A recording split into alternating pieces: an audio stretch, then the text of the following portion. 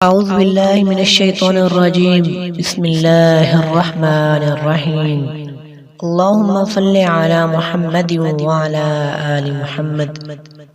دوستو اور بھائیو، سیدنا عدی بن حاتم رضی اللہ تعالی عنہ بیان فرماتے ہیں کہ میں رسول اللہ صلی اللہ علیہ وسلم کے پاس بیٹھا تھا کہ ایک شخص آیا اور اس نے فقر و فاقہ کی شکایت کی. پھر ایک اور شخص آیا، اس نے شکایت کی کہ راستے پرامن نہیں ہیں اور لوٹ مار عام ہے.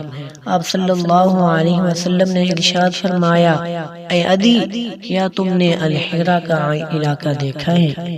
تو عدی کہتے ہیں کہ یا رسول اللہ صلی اللہ علیہ وسلم، نہیں، میں نے نہیں دیکھا، البتہ اس کے بارے میں کچھ نہ کچھ جانتا ہوں.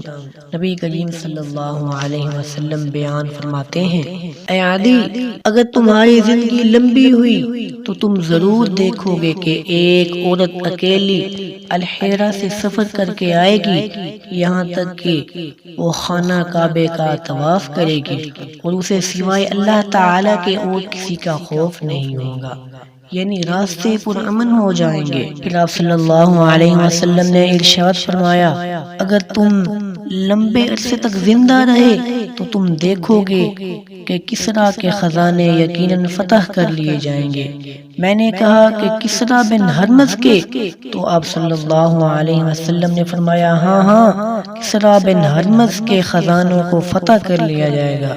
دوستو اور بھائیو، رسول اللہ صلی اللہ علیہ وسلم نے ارشاد فرمایا، اگر تمہاری زندگی لمبی ہوئی تو تم یقیناً دیکھو گے کہ ایک آدمی مٹھی بھر سونا یا چاندی لے کر ایسے آدمی کی تلاش میں نکلے گا کہ جو اسے قبول کر لے، لیکن وہ ایسا آدمی نہیں پائے گا جو اس سے اس کا صدقہ چاندی قبول کر لے. اور تم میں سے ایک شخص جب اللہ تعالی سے ملے گا تو اس حال میں ملے گا کہ اس کے اور اللہ تعالیٰ کے درمیان کوئی ترجمان نہیں ہوگا.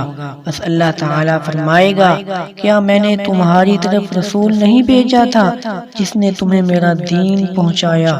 وہ کہے گا، کیوں نہیں؟ اللہ تعالیٰ پھر فرمائے گا، کیا میں نے تمہیں مال دے کر تم پر مہربانی نہیں کی تھی؟ وہ کہے گا، کیوں نہیں؟ پھر وہ اپنی دائیں طرف دیکھے گا تو اسے جہنم نظر آئے گی، اور اپنی بائیں جانب دیکھے گا تو ادھر بھی اسے جہنم ہی نظر آئے گی.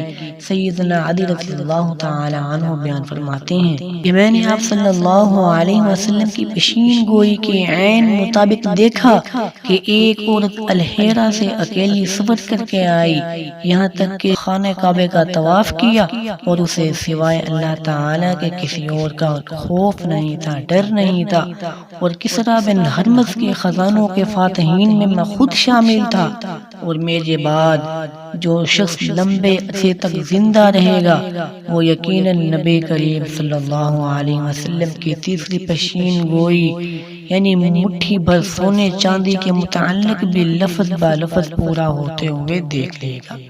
دوستو اور بھائیو، اس حدیث میں 3 پیشین گویاں کی گئی ہیں، جن میں سے 2 کو حرف بحرف پورا ہوتا ہوا خود سیدنا عدی بن حاتم رضی اللہ تعالی عنہ نے دیکھ لیا. اور تیسری پیشین گوئی بھی حضرت عمر بن عبد العزیز رحمہ اللہ کے دور خلافت میں پوری ہو گئی، جب تمام لوگ نہایت خوشحال ہو گئے اور ان میں سے کوئی شخص مٹھی بھر سونا چاندی لے کر نکلتا تو اسے کوئی قبول کرنے والا نہیں ملتا تھا.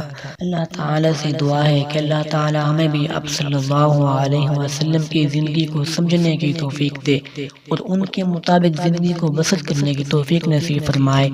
آمین. وما علینا الا البلاغ المبین.